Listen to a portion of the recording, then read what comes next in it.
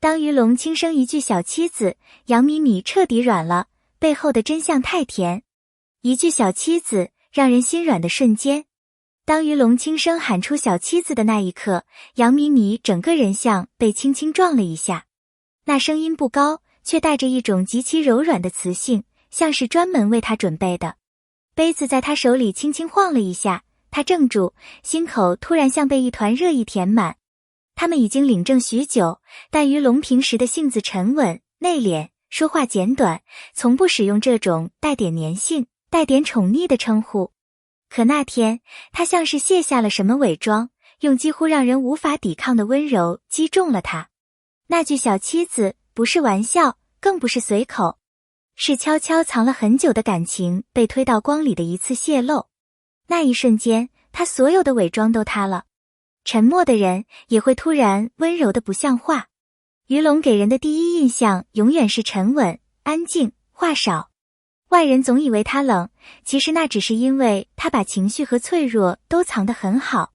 杨米米比任何人都清楚，他沉默的背后不是冷淡，而是深刻到不知该如何表达的情感。他感冒咳到说不出话，他一句话不说，却把水温调到刚刚好。他随口提到喜欢某个甜点，他能记住品牌和口味。他拍戏到凌晨2点，他默默坐在沙发上等，不打扰，不催促，却会在他进门那瞬间替他接过包。越深情的人越谨慎，越在乎的人越克制。于是那天他突然说出我爱你，是他真实而慎重的决定。他们的相遇并不浪漫，却胜过所有浪漫。第一次见面是在杂乱的片场，灯光师不断调位置，工作人员吵得没完，导演一遍遍催促。作为一个还没被注意的小演员，杨米米站在角落里，手心都是汗。就在他被混乱逼得呼吸都不顺的时候，一只稳重温暖的手把他护到一边。别站这里，灯容易掉。这句话没有任何暧昧，却给他带来一种被认真对待的踏实。那一刻没有心动，但有安全。而安全比心动更难得。无声的守护是最容易让人依赖的温度。两人合作越来越多，他像影子一样在他身边。他摔倒，他第一时间扶。灯光烫到他，他冷静地处理。他遭到不公平指责，他站出来替他说话。他被舆论攻击，他半夜写长文澄清，一字一句都是真诚。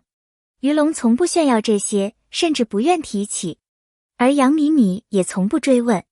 两人之间形成了一种无需言语的信任。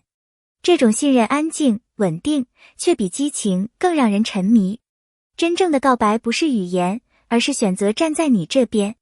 他们在一起前，于龙从未说过喜欢或追求，他只是实际、坚定、毫不犹豫地把他放在最重要的位置。他半夜胃痛，他比医生还快赶到。他遇到麻烦，他用最简单的方式解决。他想尝试新的路线，他永远支持，永远站在他身后。他说的少，但做得多。他说不太会表达，但他却用行动写了一封最长久的告白。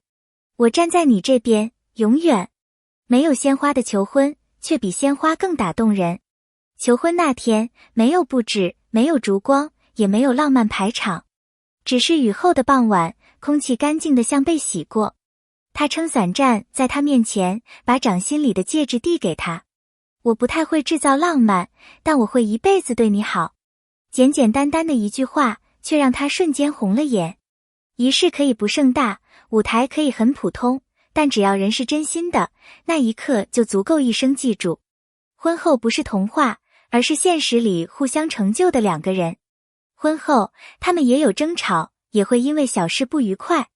杨米米情绪敏感，于龙沉默起来像一道墙。但他们有个默契，不会让冷战过夜。他会先开口，他会在想清楚后解释得明明白白。他们都不完美，但他们愿意把问题摆在桌上，一起修补。婚姻不是童话，但因为彼此努力，现实可以变得温柔。小妻子的背后是沉淀出来的宠爱。那晚吃完饭，他随口抱怨累了。于龙走过来，轻轻揉揉他的手，说：小妻子，休息，我来做点吃的。他愣住了，他从来不会这样撒娇似的说话，那语气里的柔软几乎让他不敢抬头。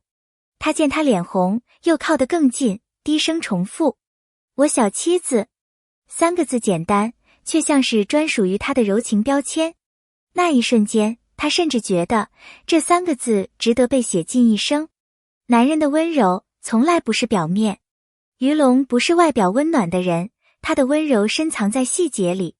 他不会当众亲密，不会天天说甜话，不会制造戏剧性的浪漫，但他会在他发烧时为他量一夜体温，在他压力大时默默抱住他，在他痛哭时用最笨的方式哄他，在他无助时把肩膀摆在最稳的位置。有些温柔不是表现出来的，而是悄悄做了很多事却从不提。杨米米心软，不是因为一句情话，而是因为这个人。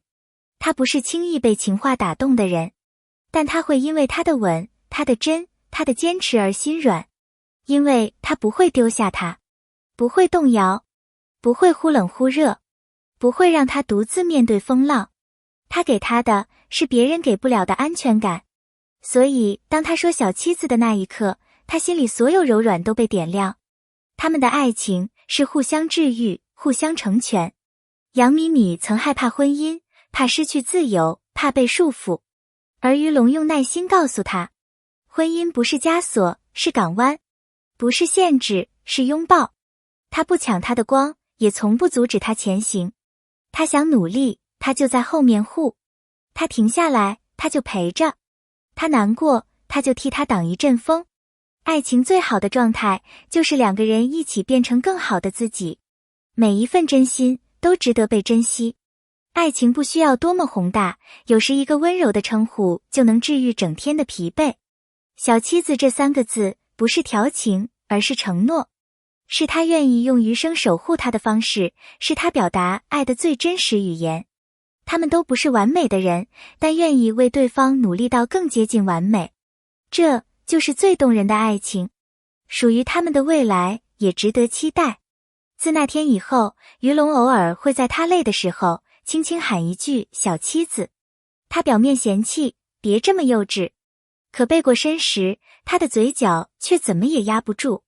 那不是幼稚，是独属于他的温柔。未来是什么？吵架、和好、拥抱、争论、支持、陪伴。就是这样，2个人不放手地往前走。爱情不是奇迹，是他们一起创造的结果。谢谢你愿意看到这里。如果你喜欢这样的真实故事，喜欢这样的情感表达，欢迎订阅、点赞，并在评论区留下你对爱情的看法与感受。你的每一个留言与支持，都是我继续创作的最大动力。我们下一期再见。